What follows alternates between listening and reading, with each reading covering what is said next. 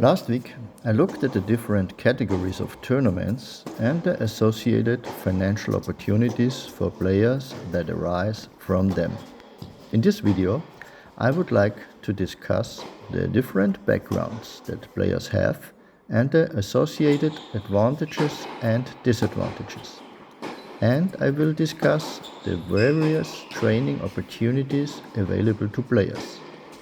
At the end, one option that has only become very attractive to players in the last 2 years. First, let's take another look at what happened this week. As to be expected, at this time of the year at our training facility, we are very busy practicing with our players. This week, we also had a few guests staying with us, which made for a nice change. Generally speaking, we are always open to players or coaches wanting to stay with us for a while, because we believe that mutual exchange can always be enriching.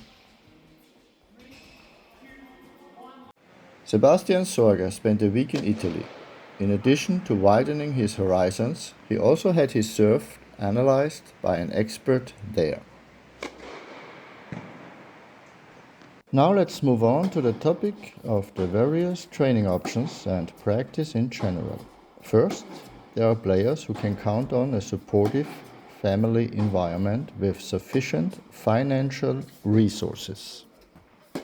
This, of course, provides a certain degree of independence when it comes to choosing a coach and training facility, and is certainly a huge advantage when a personal coach or even a team is available from an early age. One disadvantage I have often observed is the personality development and willingness to push boundaries among these players. Since these players are used to getting everything they need, sacrifices, having to fight for something, and social interaction are often an issue. It is obvious that there is a high risk of encountering spoiled players here. But as always, exceptions prove the rule, and I know of a few notable exceptions. Then there are players who enter training through a national federation. These players are usually sponsored by the federation. In some countries, these players do not have to pay anything for their training, while in others, they pay a small fee. The federation often obtains its budget from government sports funding, and these funds are then subject to various conditions, which repeatedly severely restricts the flexibility of a federation. The concepts of the individual countries vary greatly, and some countries have a very large budget and can therefore implement much more. Unfortunately, corruption or greedy officials are sometimes an annoying issue. For the player, the low financial outlay is a huge advantage. The disadvantage is that you usually have to eat what you are served. You cannot usually choose your coach or the group you play with. The training facility is also predefined, meaning that in many cases the player has to leave their family environment. Then there are the players who usually celebrate success at a young age and get a contract with management agencies or with investors who are willing to take the risk of investing for a few years. There were a few new players on the market among the management agencies. Some of these new players offered contracts that did not actually make economic sense. Normally, the investor bears the financial risk and, in the event of success, the player is responsible for repaying the investment with a profit margin.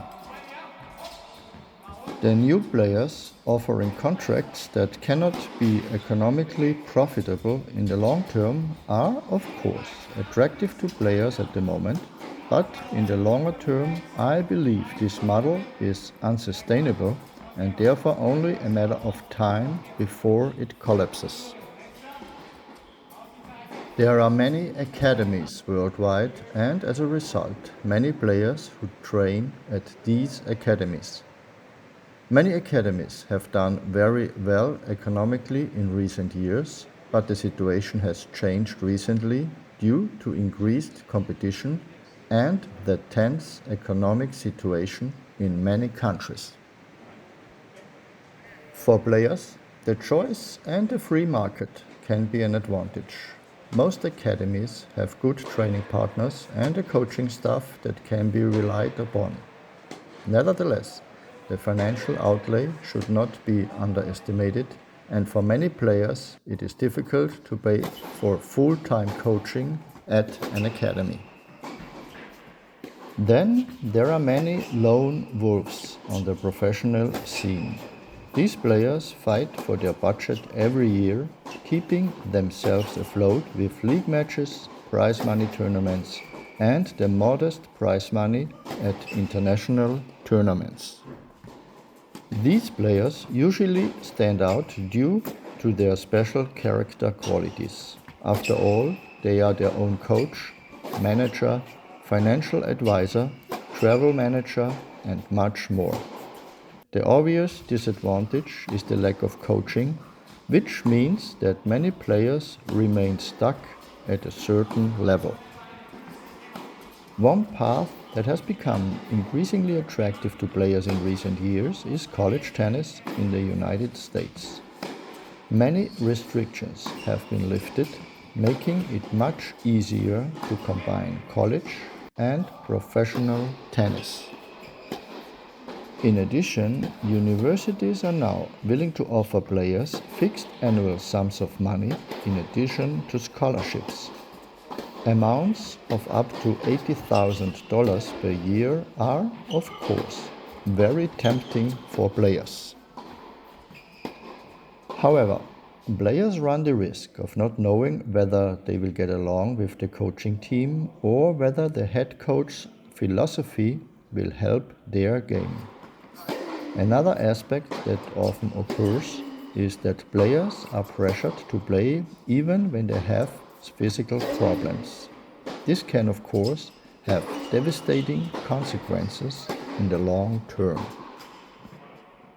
As the saying goes, many roads lead to Rome, but there are many turnoffs along the way, and finding the right path every time is impossible.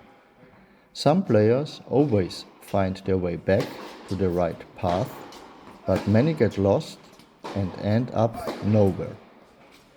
Thank you for your interest and see you in the next video.